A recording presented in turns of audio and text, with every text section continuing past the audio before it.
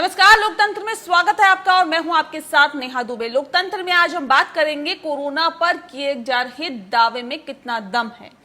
Corona की लड़ाई में वैक्सीन बनाने के कौन कौन से देश दावे कर रहे हैं और ऐसे में कोरोना वायरस ने पूरे विश्व को जब अपनी चपेट में ले लिया है, पूरा विश्व कोरोना वायरस के कहर से करा रहा है। करोड़ों लोग कोरोना बीमारी से लड़ रहे हैं। बड़े बड़े देश कोरोना को परास्त नहीं कर पाए हैं। कोरोना कहर बरपाता जा रहा है और पूरा विश्व अब तक लाचार ही दिखाई दे रहा है। कई महीनों से दावे किए जा रहे हैं और अब तक वैक्सीन नहीं आई है। भारत समेत दुनिया भर में कोरोना वायरस की वैक्सीन को लेकर ट्रायल चल रहा है। सभी को इंतजार है कि जल्द से जल्द कोरोना वायरस की वैक्सीन बाजार में आए। दुनिया भर में कोरोना वैक्सीन इंसानी ट्रायल इस पर अंतिम स्टेज में है, तो कुछ का ट्रायल अभी चल रहा है। इस समय दुनिया भर में 100 से ज्यादा कोरोना वैक्सीन का ट्रायल किया जा रहा है। ह्यूमन ट्रायल में इस समय 19 वैक्सीन पहुंच चुकी है। हालांकि इनमें से सिर्फ 2 वैक्सीन ही अंतिम चरण में है। पहली वैक्सीन है चीन की साइनोफार्मा की वैक्सीन और दूसरी है एस्ट्राजेनेका ऑक्सफोर्ड यूनिवर्सिटी की वैक्सीन।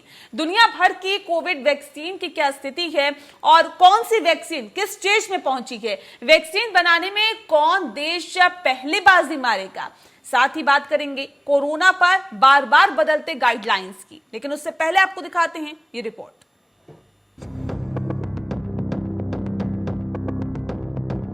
कोरोना वैक्सीन बनाने में दुनिया भर के देशों में होड़ मची हुई है, लेकिन इस रेस में अब तक सबसे आगे ब्रिटेन की ऑक्सफोर्ड यूनिवर्सिटी और चीन की दवा कंपनी सबसे आगे नजर आ रही हैं। दोनों कोरोना वैक्सीन ट्रायल के तीसरे चरण में प्रवेश कर गए हैं। ऑक्सफोर्ड यूनिवर्सिटी की वैक्सीन के फेज 1 और फेज 2 ट्रायल का डेटा आने के साथ ही उम्मीदें बढ़ गई हैं। वैक्सीन ट्रायल में सेफ मिली है और थर्ड फेज के ट्रायल की तैयारियां शुरू कर दी गई है। इस वैक्सीन को बनाने में भारत की अहम भूमिका होगी, क्योंकि serum institute of India SII से कई बिलियन डोज बनाने का करार हुआ है। कंपनी के CEO आदर पूनावाला ने दिसंबर तक 3 से 4 बिलियन डोज तैयार करने का दावा किया है। अगस्त से भारत में होंगे कोविशील्ड के ट्रायल। ऑक्सफोर्ड यूनिवर्सिटी और एस्ट्राजेनेका ने कोविशील्ड नाम से जो वैक्सीन तैयार की है, उसका भारत में भी ट्रायल होगा। सीरम इंस्टीट्यूट ऑफ इंडिया के मुताबिक कंपनी ने रेगुलेटरी ट्रायल के लिए आवेदन किया और अगस्त से इसका ट्रायल शुरू होने की उम्मीद है। कंपनी को उम्मीद है कि अक्टूबर-नवंबर तक ट्रायल पूरा हो जाएगा। अब तक सेफ और असरदार पाई गई ऑक्सफोर्ड यूनिवर्सिटी की कोविशील्ड वैक्सीन को जल्द से जल्द लोगों तक पहुंचाने की कोशिश होगी। कोविशील्ड का भारत में जितना भी प्रोडक्शन होगा, उसका आधा भारत में ही रहेगा, यानी भारतीयों को वैक्सीन मिलना तय है। सीरम इंस्टीट्यूट ऑफ इंडिया के CEO आदर पूनावाला के मुताबिक कंपनी 50% वैक्सीन सिर्फ भारत के लिए रखेगी, बाकी दुनिया के अन्य देशों को दी जाएगी। उनके मुताबिक शुरुआत में इसकी कीमत 1000 रुपए के आसपास हो सकती है। सरकार इस टीके को मुफ्त में भी लगवा सकती है। जल्द बाजार में होगी चीनी वैक्सीन। चीनी वैज्ञानिक कोरोना वायरस के टीके बनाने की दौड़ में सबसे आगे नजर आ रहे हैं। जिस देश में सबसे पहले ये महामारी फैली, उसके वैज्ञानिकों को इस वायरस के टीके तैयार करने के लिए ज्यादा सैंपल मिले। चीनी दवा कंपनी सिनोवैक बायोटेक ने खाड़ी देशों समेत दुनिया के कई अन्य देशों में अपने वैक्सीन के सफल ट्रायल कर लिए हैं। चीन की 2 वैक्सीन आखिरी दौर के ट्रायल में है। कुल मिलाकर चीनी कंपनी कोरोना वैक्सीन तैयार करने के बेहद करीब है। कंपनी अपना अंतिम ट्रायल बांग्लादेश और ब्राजील में करना शुरू कर चुकी है, लेकिन इस बीच अब चीन पर वैक्सीन डेटा हैकिंग का आरोप लगा है। अमेरिका में 2 चीनी नागरिकों के खिलाफ कोविड-19 वैक्सीन रिसर्च का डेटा चुराने के आरोप में केस दर्ज किया गया है। अमेरिका प्रशासन के सरकारी वकील ने कहा कि चीन ने रूस, ईरान और नॉर्थ कोरिया के साथ अपनी जगह ले ली है। ये उन देशों का क्लब है जो साइबर क्रिमिनल्स को सुरक्षा देता है। हालांकि चीनी राजदूत ने अमेरिका के इस आरोप से इनकार किया है। ऑक्सफोर्ड के अलावा दुनिया भर में और भी कई वैक्सीन डेवलपमेंट के आखिरी स्टेज में है। भारत में बनी 2 वैक्सीन का इंसानों पर ट्रायल जारी है। इसके अलावा रूस, अमेरिका, चीन भी अपनी अपनी कोविड वैक्सीनों का इंसानों पर ट्रायल कर रहे हैं। फाइजर बायो एनटेक ने भी जारी किया डेटा। फाइजर बायो एनटेक ने भी सोमवार को अपनी वैक्सीन के फेज 1 और फेज 2 का ट्रायल डेटा जारी किया है। ऑक्सफोर्ड की तरह ये वैक्सीन भी डबल प्रोटेक्शन देने में कामयाब होती दिख रही है। इससे शरीर में एंटीबॉडीज तो बनेंगी ही, T सेल्स यानी व्हाइट ब्लड सेल्स भी डेवलप हुई है। जनवरी तक वैक्सीन लाने की तैयारी में मॉडर्ना। अमेरिकन कंपनी मॉडर्ना 27 जुलाई से फेज 3 ट्रायल शुरू कर रही है। 14 जुलाई को जारी फेज 1 और फेज 2 ट्रायल्स के डेटा में वैक्सीन इम्यूनिटी डेवलप करने में कारगर पाई गई थी। मॉडर्ना को उम्मीद है कि ये मैसेंजर आरएनए पर आधारित ये वैक्सीन जनवरी 2021 तक बाजार में उतार देगी। वैक्सीन की रेस में रूस भी आगे। उधर रूस के सेशनोफ यूनिवर्सिटी में बनाई गई कोविड वैक्सीन की इंसानी ट्रायल के अंतिम चरण पर है। रूस की इस वैक्सीन से भी दुनिया को काफी ज्यादा उम्मीदें हैं, क्योंकि रूस ने बेहद गुपचुप तरीके से वैक्सीन का ट्रायल किया और उसकी सफलता का दावा कर रहा है। जॉनसन एंड जॉनसन सितंबर से शुरू करेगा human trial. Johnson and Johnson ने कहा है कि वो अपनी वैक्सीन का ह्यूमन ट्रायल का सबसे अंतिम चरण सितंबर से शुरू करेगी। कंपनी अगले हफ्ते से फेज 1 ट्रायल शुरू करने की बात कह रही है। कंपनी ने कहा है कि शुरू में 1000 वॉलंटियर्स को वैक्सीन की डोज देगी। यूनिवर्सिटी ऑफ मेलबर्न भी दौड़ में। ऑस्ट्रेलिया स्थित यूनिवर्सिटी ऑफ मेलबर्न भी इस दौड़ में आगे नजर आ रही है। यहाँ वैज्ञानिकों ने 100 साल पुरानी टीबी की दवा से कोरोना वायरस का वैक्सीन तैयार कर लिया है। हालांकि ये टीका कोरोना वायरस से सीधे लड़ने में मददगार नहीं है, लेकिन ये टीका शरीर के भीतर कोरोना वायरस के खिलाफ इम्यूनिटी को जबरदस्त तरीके से बढ़ाने में सफल हुआ है। इस टीके के भी 2 ट्रायल पूरे हो चुके हैं। अंतिम चरण के ट्रायल भी शुरू हो चुके हैं। कोरोना ने जिस तरह से पूरी दुनिया में कोहराम मचाया है, उसने दुनिया के जीने के तरीके को ही बदल कर रख दिया है। महीनों से लोग खुलकर सांस नहीं ले पाए हैं। हर वक्त कोरोना वायरस का डर लगा रहता है। ऐसे में कोरोना के वैक्सीन का पूरी दुनिया को इंतजार है। अब देखना ये है कि इंतजार कब खत्म होता है। Bureau report. जी हाँ, तो देखना तो यही है कि इंतजार कब खत्म होता है, लेकिन कोरोना को हराने के लिए कौन सा देश फॉर्मूला सबसे पहले निकालेगा, इस पर भी सभी की निगाहें टिकी हुई है, क्योंकि ये एक रेस लग रही है जिसके अंदर तमाम देश दावे तो कर रहे हैं। दावे और वायदों के बीच हकीकत क्या है, इसी की आज हम पड़ताल करेंगे। खास मेहमान हमारे साथ मौजूद है, उनसे आपका तारुफ करा देते हैं। राहुल भार्गव जी हमारे साथ है, कैंसर विशेषज्ञ हैं, फोर्टिस अस्पताल से सीधे हमारे साथ जुड़े हुए हैं। बहुत स्वागत है सर आपका। डॉक्टर अंकित कुमार सिन्हा जी हमारे साथ हैं, जो कि चेस्ट स्पेशलिस्ट है यशोदा हॉस्पिटल में। बहुत स्वागत है सर आपका भी। और डॉक्टर डी.आर. राय जी हमारे साथ जुड़ गए हैं, जो कि पूर्व उपाध्यक्ष है आईएमए के। बहुत स्वागत है सर आपका भी। सबसे पहला सवाल मेरा डॉक्टर डी.आर. राय साहब आपसे ही है, क्योंकि आप बहुत बेहतर तरीके से मुझे लगता है बताएंगे कि तमाम दावे और वायदों के बीच में सर हकीकत में कौन सा देश सबसे आगे चल रहा है कोरोना की वैक्सीन को तैयार करने में?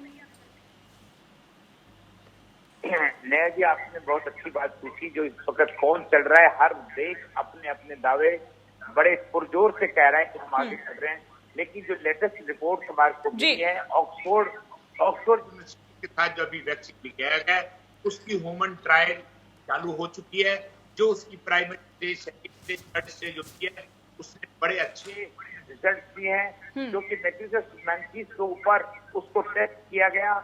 उस टेस्ट करने से क्या हुआ कि एंटीबॉडीज बढ़ी, और एंटीबॉडीज के साथ साथ टी सेल का प्रोडक्शन भी किया गया। ये दोनों चीजें बहुत जरूरी होती हैं किसी भी इंफेक्शन से लड़ने के लिए। और उसके बाद इसके वैक्सीन का असर देखा गया, जो रेस्पिरेटरी ट्रैक्ट के लीवर के अंदर टिश्यू को स्ट्रेंथन करता है ताकि उसको डैमेज न कर पाए।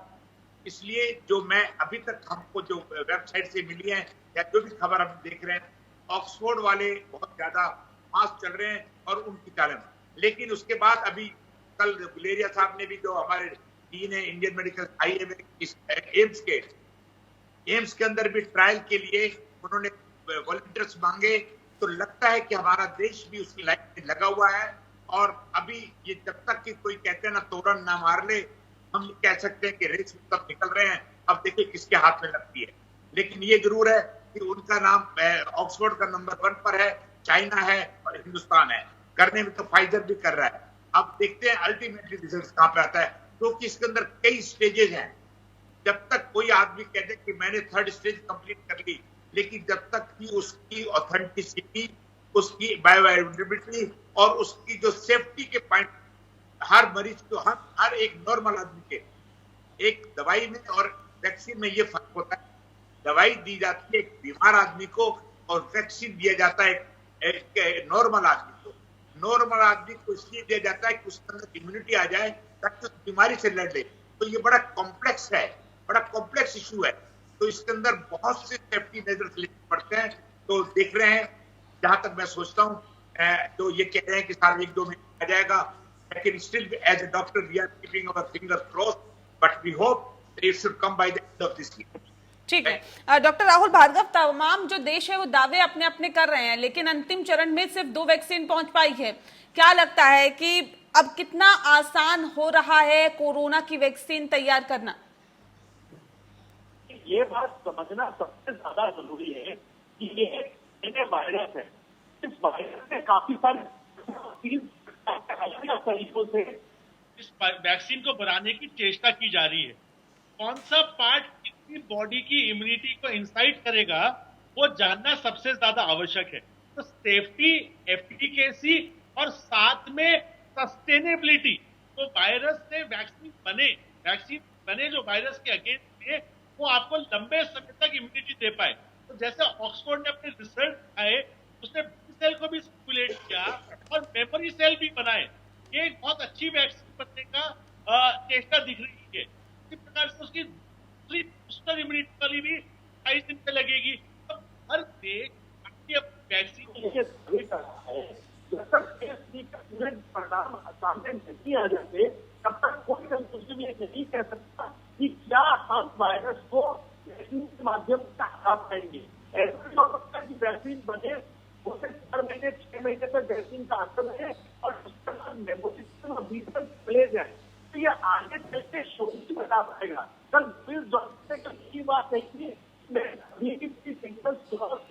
दिसंबर से पहले वैक्सीन आ पाएगी कि नहीं आ पाएगी। अमेरिका भी नवंबर से इलेक्शन से पहले वैक्सीन लाने की कोशिश कर रहा है।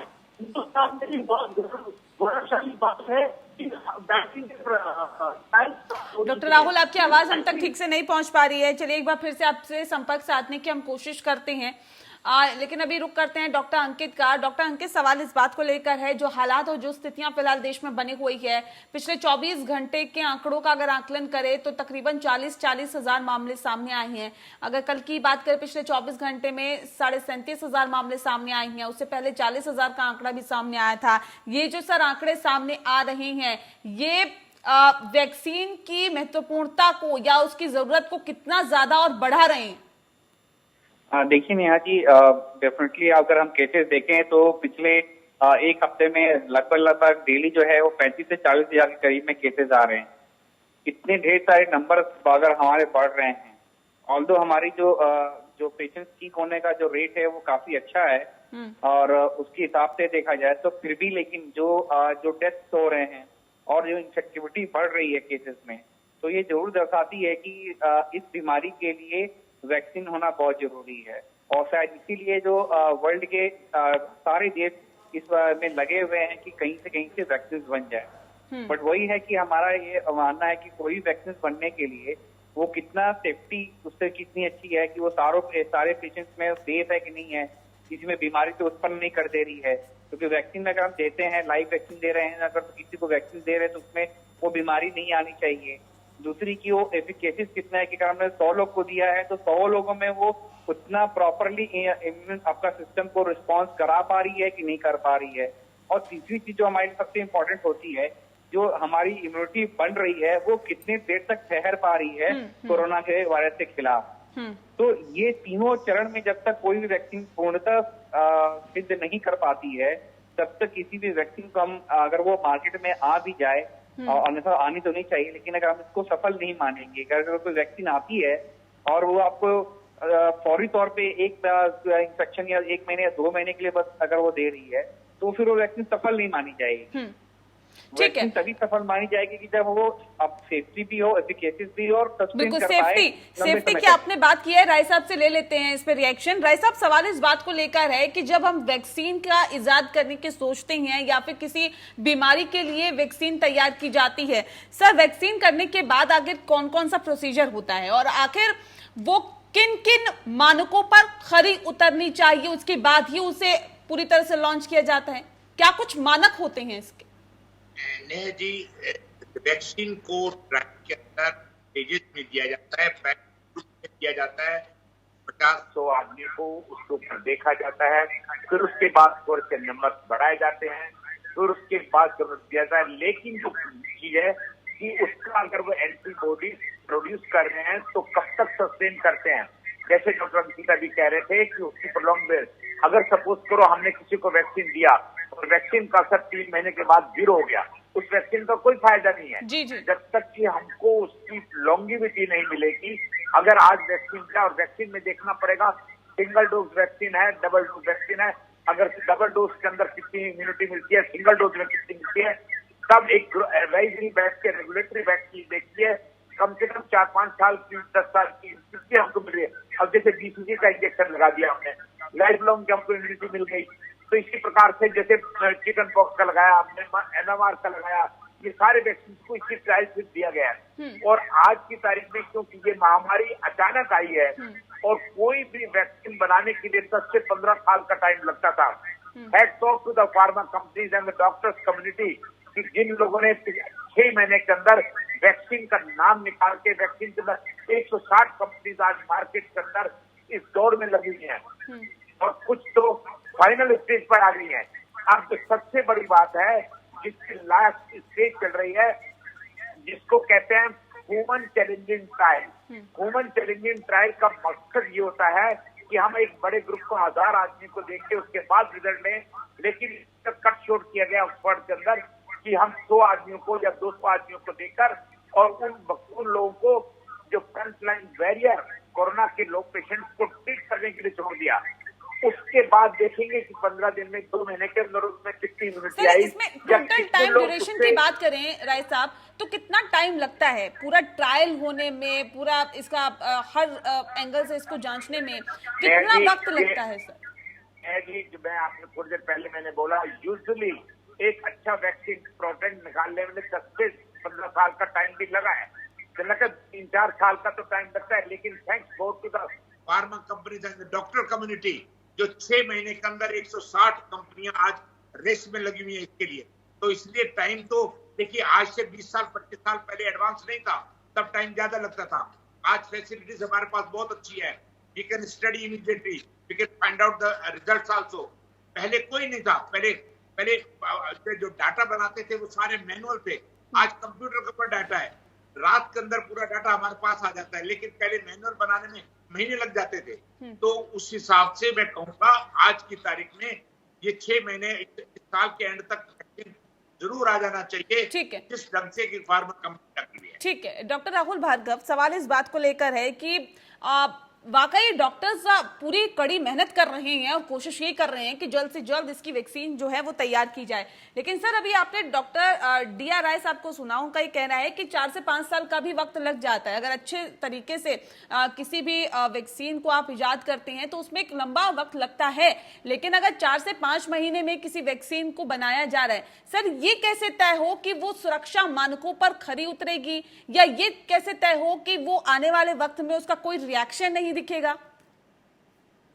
तो देखिए, सबसे पहले एनिमल स्टडीज होती हैं, उसमें ये देखा जाता है कि सेफ्टी है या नहीं है। सेफ्टी होने के बाद फेज 1 ट्रायल होता है, जिसमें 10 से लेकर 30 लोगों को यूज होता है। 30 से 300 लोग और 300 से 3000 लोगों पे सेफ्टी और एफिकेसी पाई जाती है। उसके साथ में जिन लोगों को वैक्सीन ट्रायल पे लिया जाता है, उनके ब्लड के नमूने बार-बार ई सेल के लिए और मेमोरी सेल के लिए चेक किए जाते हैं। तो ये कड़ी शोध होती है, उसी के अंदर पैसा भी लगता है और समय भी लगता है। वैक्सीन रिलीज होने के बाद वो सर्विलेंस मार्केटिंग चलती है 1 साल तक, ये देखने के लिए जिन वॉलंटियर्स थे या जिन डॉक्टरों को दी गई उनमें कोई दुष्प्रभाव तो नहीं हुए, लंबे समय तक कोई कैंसरस चीजें नहीं हुई, वायरस रेप्लिकेट तो नहीं कर रहा। ये एक चरणबद्ध तरीके से किया जाता है। इसलिए जब ये बात आई थी कि 15 अगस्त तक देश में वैक्सीन लॉन्च हो जाएगी, ICMR पे बहुत सारी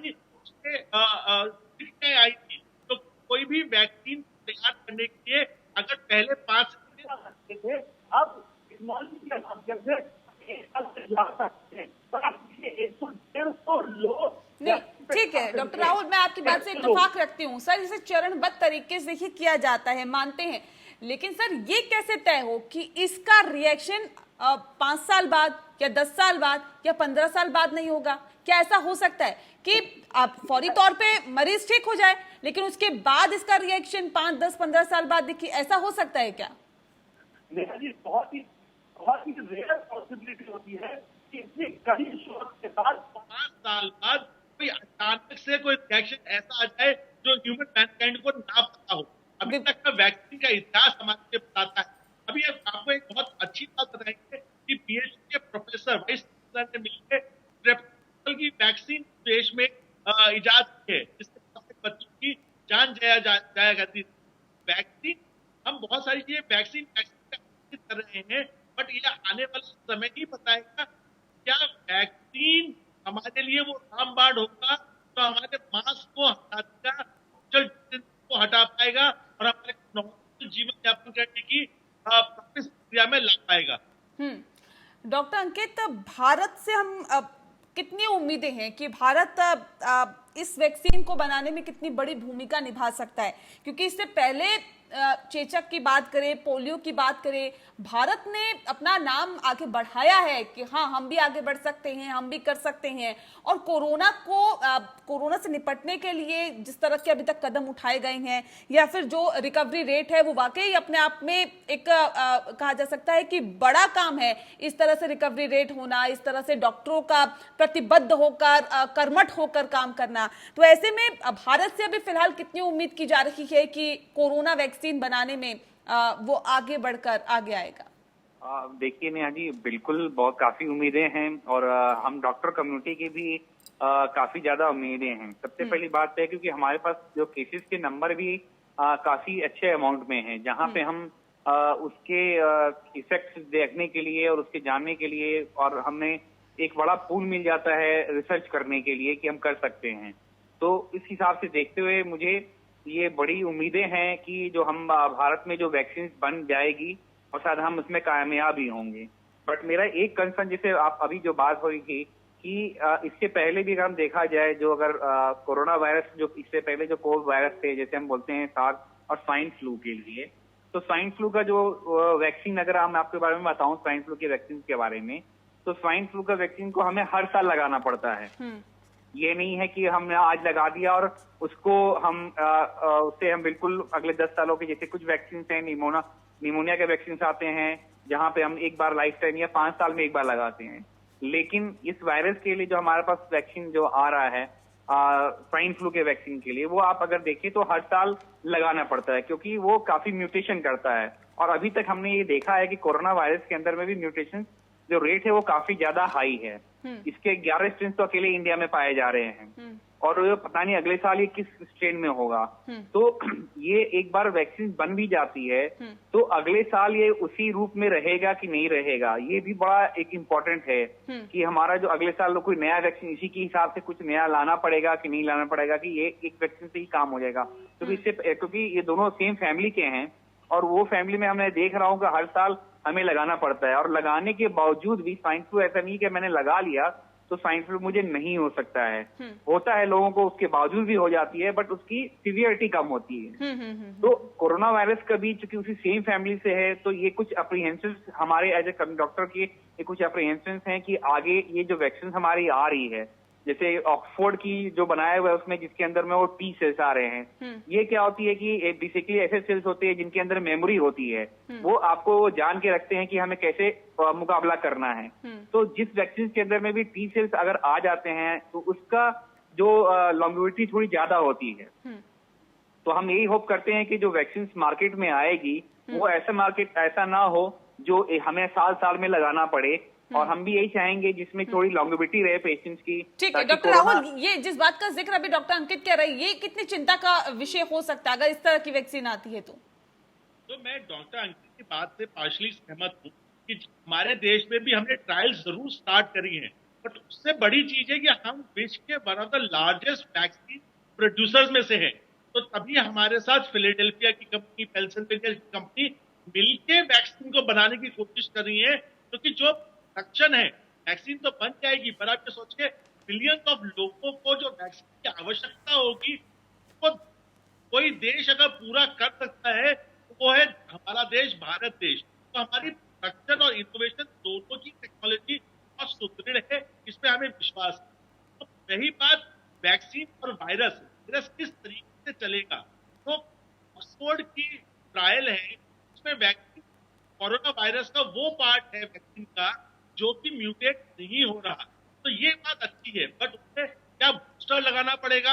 अभी तक के जो परिणाम आए हैं वो पहले दिन और 28वें दिन लगाना पड़ेगा तो दैट मेमोरी सेल बने रहे। और ये बात पक्की है कि मर्स और सर्स वायरस के जो फैमिली के बाकी वायरस थे वो मीजल्स, पोलियो, चिकन पॉक्स की तरह नहीं है कि जिसमें एक बार लगा दिया उसके बाद वायरस दोबारा आने में सक्षमता नहीं मिलती। दरअसल आज हम लोकतंत्र में बात कर रहे हैं कि वैक्सीन कैसे बनेगी, कौन सा देश बाजी मारेगा, क्योंकि दावे और वायदों के बीच हकीकत आखिर क्या है, कौन सी वैक्सीन किस स्टेज पर पहुंची है और अंतिम चरण में अगर कोई वैक्सीन पहुंची है तो उनके नाम क्या है, और क्या आपको लगता है कब तक वो जो वैक्सीन है वो बाजार में आएगी, उसका सफल परीक्षण, आखिरी परीक्षण भी पूरा हो जाएगा। इस पे हम डिबेट कर रहे हैं। खास मेहमान लगातार हमारे साथ मौजूद है।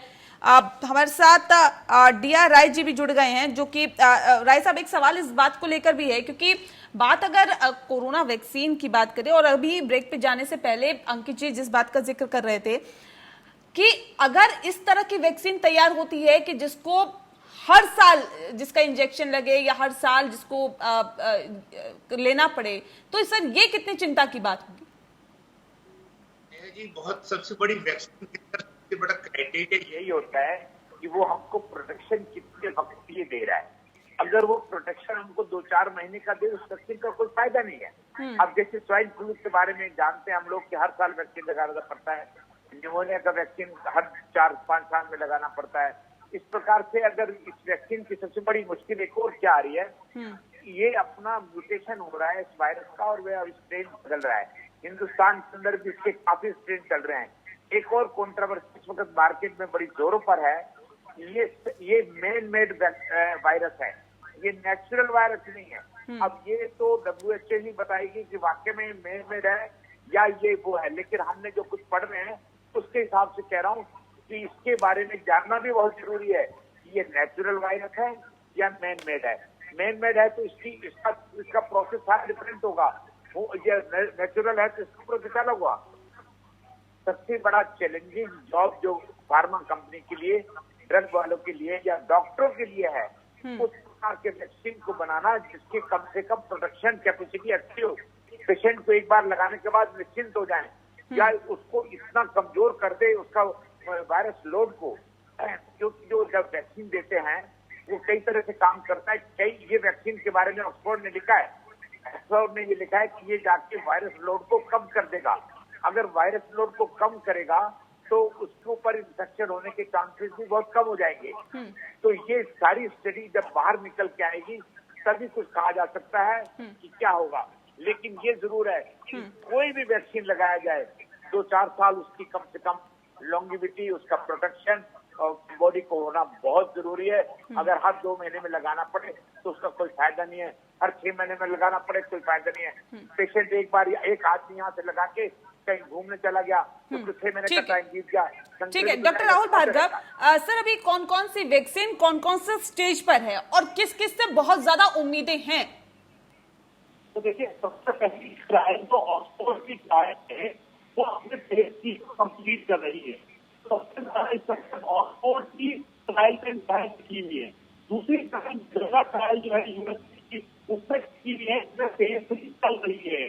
इसका दूसरा चाइना की ट्रायल है तो फेज 3 कंप्लीट करने की सरकार में है। तो उसके बाद आती है बाकी कंट्रीज की ट्रायल, जिसमें हिंदुस्तान भी है क्योंकि हिंदुस्तान ने अभी फेज 1 स्टार्ट किया है। तो ये 3-4 प्रमुख ट्रायल्स हैं जो 4 कंट्रीज की है, जो आपस में प्रतिस्पर्धा में है कि कौन पहले प्रकार की वैक्सीन बनाएगी। और इन सबके 2 के ट्रायल डिजाइन अलग अलग है, ये भी समझना जरूरी है। वायरस का पार्ट होता है, कि वायरस के अंदर पार्ट होते हैं जिनको लेके कंपनीज की बेट कर रही हैं कि यही पार्ट सबसे ज्यादा वायरस का स्टेबल रहेगा, सेफ रहेगा और स्टेबल मेमोरी टी सेल बना पाएगा, इससे लंबे समय तक हमें वैक्सीन से प्रोटेक्शन मिल पाएगी। ये तो आने वाला समय ही बताएगा कि वैक्सीन किस प्रकार की रहेगी, क्या सुरक्षित रहेगा। बट हाँ, अगर दिसंबर तक तो पहले अटकलें लगाई जा रही, जनवरी, फरवरी, मार्च, भार्गव जी, अगर डॉक्टर भार्गव आने वाला समय तो बताएगा सर, लेकिन अगर हम पीछे बीते हुए समय को देखें तो डॉक्टर अंकित, सवाल इस बात को लेकर उठता है कि ऐसे भी सर कई बीमारियां हैं जिसका अभी तक दवाई नहीं बन पाई है। ऐसे में क्या लगता है कि एक उम्मीद, क्योंकि हम पाले बैठे हैं कि बहुत जल्द कोरोना की वैक्सीन आएगी, तो क्या इससे थोड़ी सी निराशा हाथ लगती है डॉक्टर अंकित? आज हम 22 जून, डॉक्टर अंकित से सवाल है, आएंगे सर आपके पास। देखिए नेहा जी, निराशा के हाथ हमें निराश होने की जरूरत नहीं है, क्योंकि अगर आप देखा जाए तो टोटल हम वैक्सीन अगर देखें तो मोर देन 165 वैक्सीन के लिए ट्रायल हुए हैं, जिसमें से 27 वैक्सीन जो हैं वो ह्यूमन ट्रायल पे चल रहे हैं। तो हम इन 27 में से हम ये नहीं मान सकते कि सारे ही सेल हो जाएंगे। हमें निराशावादी नहीं बनना है। और जिस तरह से ऑक्सफोर्ड के वैक्सीन के की बातें आ रही हैं, रिजल्ट वो बता रहे हैं कि उसके अंदर में टी सेल्स बन रहे हैं, तो मुझे ये लगता है कि अगर ऐसे वैक्सीन जिसके अंदर में टी सेल्स बन पा रहे हैं और जिनके अंदर में मेमोरी सेल्स बन पा रहे हैं, वो अगर मार्केट में आएंगी तो डेफिनेटली उनकी लॉन्गेविटी जो है नॉर्मल जो वैक्सीन हमारे स्वाइन फ्लू के लिए है उनसे ज्यादा होगी। और इसी के लेके क्योंकि आप जहां पे भी टी सेल्स वाले, जैसे हम एक निमोनिया वैक्सीन आते हैं, उसमें एक वैक्सीन हमारी आती है जिसके अंदर मेमोरी टी सेल्स बन पाते हैं, हम एक मेमोरी टी सेल्स बोलते हैं। अगर वो बन पाते हैं तो उससे हमें एक लाइफ टाइम में एक बार लगाना पड़ता है। कुछ ऐसे वैक्सीन निमोनिया के हैं जिनमें वो टी सेल्स नहीं, मेमोरी सेल्स नहीं बन पाते हैं, तो हमें वो 5 साल में एक बार लगानी पड़ती है। तो ये तो आने वाला समय बता पाएगा, क्योंकि सारी चीजें जो हैं बहुत जल्दी हो रही हैं। जनरली आप जैसे डॉक्टर डीके राय साहब ने बताया था कि ये वैक्सीन बनने में हमें 8 से कई बार 5 से 8 साल लग जाते थे। स्वाइन फ्लू की भी वैक्सीन बनने में लगभग 10 साल लगे हैं जब वो बन के तैयार हुई है। तो वैक्सीन की हमारे वैक्सीन बहुत जल्दी अभी आ रही है, क्योंकि सारी वर्ल्ड की फार्मा इंडस्ट्री उम्मीद करते हैं बहुत जल्दी वैक्सीन आएगी। लेकिन राय साहब, सवाल इस बात को लेकर है कि कोरोना पर बार बार गाइडलाइंस क्यों बदल रही है सरकार की तरफ से? अभी हाल ही में ये कहा गया कि N95 मास्क लगाना सही नहीं है, वो आप मत लगाइए, क्यों? देखिए, आपने एक ऐसी बात की है जो हम डॉक्टर होकर भी बहुत परेशान है कि एडवाइजरी रोज रोज बदलना गलत है। अगर WHO एक ऐसी संस्था है विश्व की जो कि मेडिसिन के बारे में या बीमारियों के बारे में सबको गाइड करती है, लेकिन जब उसको WHO को कुछ पता नहीं है, वो भी हमको हमेशा गलत से गलत इंफॉर्मेशन देती रही। इसी तरह से सरकार का भी हमारे पास यहाँ पर भी हुआ। हमारी ICMR ने भी एडवाइजरी रेगुलरली सबसे पहले कहा गया ये एरोसोल में नहीं है, ये कॉन्टैक्ट से आता है, सरफेस से आता है, वो बदला क्योंकि ये वायरस एकदम आया है और इसके बारे में कोई स्टडी पहले नहीं थी। तो इस प्रकार से एडवाइजरी बदलना भी बड़ा जरूरी हो गया। जो मैंने अगर एक बार कह दिया कि आपको किसी से टच करोगे, आपके 2 फीट पर खड़े होगे तो होगा, लेकिन बाद में पहले 6 फीट का, फिर बाद में कहने लगे कम हो जाएगा, 6 फीट का कह रहे कि आप मेंटेन कीजिए। तो ये रोज के स्टडी के रिजल्ट्स हैं, जिसकी वजह से हमको मुश्किलें आ रही हैं। अभी भी कोई भरोसा नहीं है। देखिए, अब लेटेस्ट आ गई आपकी मास्क की N95 का या सर्जिकल मास्क को बहुत प्रमोट किया गया, और मैं कहूंगा कि कोरोना से बचने का सबसे बड़ा एक साधन, सबसे बड़ी दवाई, सबसे बड़ा वैक्सीन तो आज की तारीख में वो मास्क और सोशल डिस्टेंसिंग है। अगर कोई आदमी एक अच्छा मास्क यूज करेगा, डिस्टेंसिंग मेंटेन करेगा, उसको कोरोना से डरने की जरूरत नहीं है, क्योंकि आप मरीज के साथ 2-3 घंटे नहीं रहोगे। अगर 2 मिनट के लिए 5 मिनट के मरीज आपके कांटेक्ट में भी आता है, साथ में बात करते हो, कोई खतरा नहीं है। तो ये, लेकिन एडवाइजरी ये मास्क 95 की आई, इसके अंदर एक वेंटिलेटर टाइप का कुछ ने वो बना दिया। उससे क्या होता है कि आपको तो प्रोटेक्शन मिल रहा है, लेकिन अगर मैं मरीज हूँ, मैंने 95 मास्क लगा रखा है, जी। तो अगर मुझे खांसी आएगी तो वो वायरस मेरे बाहर निकल जाएंगे, बिल्कुल, तो मुझे लगाने का फायदा क्या होगा? इसके अंदर सबसे बड़ी जिम्मेदारी सरकार की है, ICMR की है, ड्रग कंट्रोलर की है। लेकिन सवाल इस बात को लेकर है सर, जिम्मेदारी तो है, सरकार भी लेट जाग रही है, ICMR भी लेट जाग रहा है, क्यों? क्योंकि अब कोरोना की अगर हम बात करें सर, 40,000 के आसपास हर रोज मामले सामने आ रहे हैं। आखिर इतनी लेट सरकार की नींद क्यों जागी है, क्यों टूटी है सरकार की नींद? और अगर इस तरह की ही गाइडलाइन जारी करनी चाहिए थी, तो क्या पहले नहीं पता था कि N95 मास्क से आप तो सुरक्षित है लेकिन दूसरे नहीं? डॉक्टर राहुल भार्गव, मैं तो N95 मास्क यही बात में कह रहा था। आऊंगे राय साहब, आऊंगे आपके पास, आऊंगे। कहना चाहिए था कि उसको ऊपर एक रेगुलेटरी बॉडी होनी चाहिए, मार्केट के अंदर कोई इस प्रकार की चीजें अलाउ नहीं करनी चाहिए। अगर रेगुलेटरी बॉडी होती रहेगी तो इस प्रकार की मार्केटिंग के अंदर कालाबाजारी भी चलेगी, प्राइसिंग भी, होर्डिंग भी चलेगी। मेरा मकसद कहना क्या है, और कोई बात नहीं है, ठीक, इससे ठीक। सरकार की सी गलती है। ठीक यस है। भार्गव। डॉक्टर राहुल भार्गव। तो N95 पहले सब दर्शकों को ये समझना है N95 पब्लिक के लिए नहीं है, वो हेल्थ केयर वर्कर के लिए है, और जिसके अंदर हम स्मार्टली वेल वाला N95 मास्क पहनते हैं उसका कोई यूटिलिटी नहीं है। कि अमेरिका पिछले 2 महीने से बार बार कह रहा है।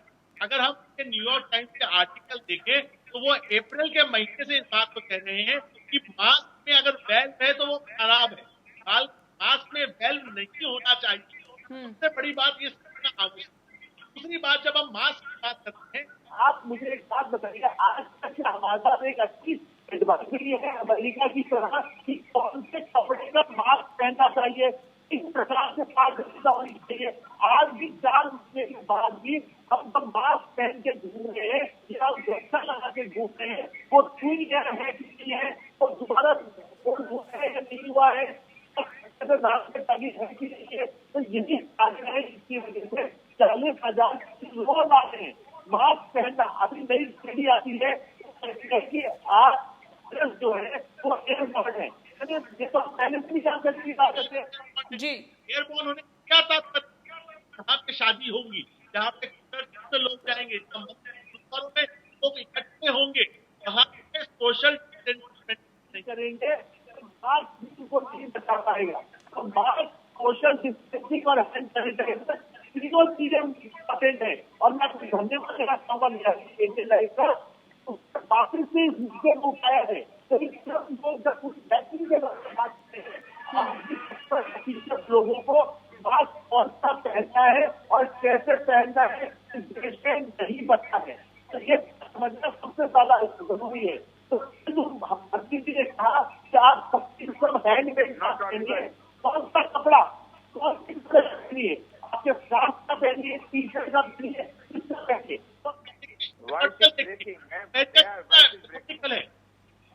कितना मेथोडिकल है। ठीक है। टी शर्ट डॉक्टर अंकित, सवाल इस बात को लेकर है कि कोरोना, ठीक है डॉक्टर राहुल आऊंगे आपके पास। डॉक्टर अंकित, सवाल इस बात को लेकर है कि कोरोना से निपटना है तो सर न सिर्फ अपने आप को बल्कि दूसरों को भी सुरक्षित रखना होगा, तभी इस बीमारी से निजात पाई जा सकती है। इस बात का जिक्र सरकार भी कर रही है, प्रशासन भी कर रहा है, डॉक्टर्स भी कर रहे हैं, लेकिन बावजूद इसके N95 और वॉल्व वाले मास्क पर अगर रोक लगी तो वो सर 6 महीने बाद क्यों? देखिए नेहा जी, ये बीमारी चूंकि मैं सबको नहीं दोष दे सकता हूँ, चाहे ICMR हो, क्योंकि अगर हमने इससे US में अगर हम देखें, जो CDC ने पहला गाइडलाइंस जो जारी किया था, जो अमेरिका की एक बहुत बड़ी जो क्लिनिकल गाइडलाइंस करने के लिए होती है, CDC बोलते हैं हम उन्होंने पहले ये कहा था कि इसमें आप सबको मास्क लगाने की जरूरत नहीं है, केवल हेल्थ केयर वर्कर्स मास्क लगाएं। फिर धीमे धीमे उन्होंने भी चेंज किया। हम ये बीमारी ऐसी है, हम इनसे सीख रहे हैं। अब जो बताया गया है कि जो मास्क के साथ में एक्सेलेशन वॉल्व जो होता है, जो आपने देखा होगा कि N95 मास्क के अंदर में एक वॉल्व लगी होती है। ठीक है, इस बीमारी से धीरे धीरे सीख रहे हैं, इसका नेचर धीरे धीरे जान रहे हैं, इसकी वैक्सीन धीरे धीरे हम तैयार कर रहे हैं, लेकिन सर सवाल इस बात को लेकर है कि ये तो डॉक्टर्स को भी पहले से पता था, ये तो सरकार को भी पहले से पता था, ये प्रशासन को भी पहले से पता था कि अगर आप ये मास्क पहनते हैं तो आपके ड्रॉपलेट्स बाहर जाएंगे, आप दूसरों को संक्रमित कर सकते हैं। बावजूद इसके ये वक्त पे गाइडलाइन चेंज करना और इस तरह की महत्वपूर्ण गाइडलाइन को इतनी देर बाद जारी करना, इसे आप किस तरह से देखते हैं? क्या नहीं लगता है कि ये लापरवाही है? ये थोड़ा सा मैं कहूंगा, क्योंकि हम अपने पेशेंट्स को हमने स्टार्टिंग से जो हमारे जो OPD में और IPD में पेशेंट्स जो आ रहे थे, उनको हमने ये बोला कि आप लोग जो है ये मास्क जो एक्सेलेशन वॉल्व वाले मास्क हैं, आप बिल्कुल ना लगाएं। इससे अगर आपको कोरोना होता है तो आपके परिजनों को और आसपास लोगों को होने का खतरा होता है। तो हम लोगों ने कई डॉक्टरों ने उनकी चीज को लिए उठाई थी, और शायद ICMR में इसको बताने में और WHO ने बताने में थोड़ा सा विलंब जरूर किया हुआ है। और आगे डॉक्टर अंकित, उसका प्रोटेक्शन को ही अमेरिका में वो नहीं दिया गया, परमिशन नहीं दी गई।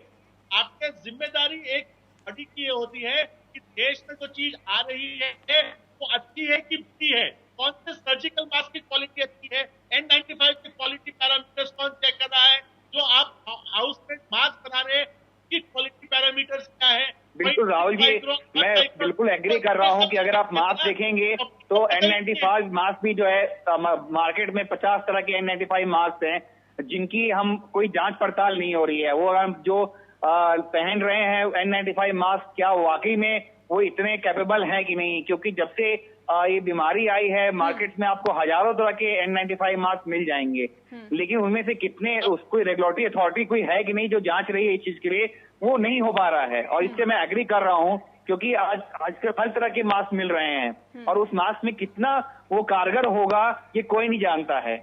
तो ये एक पद्धति जैसे डॉक्टर डी.के. राय सर ने कहा कि एक रेगुलेटरी अथॉरिटी होनी चाहिए जो इस सब चीजों की जांच करे और उसको प्रॉपरली साइंटिफिक वे में ले आए, वो ज्यादा इंपॉर्टेंट रहेगा।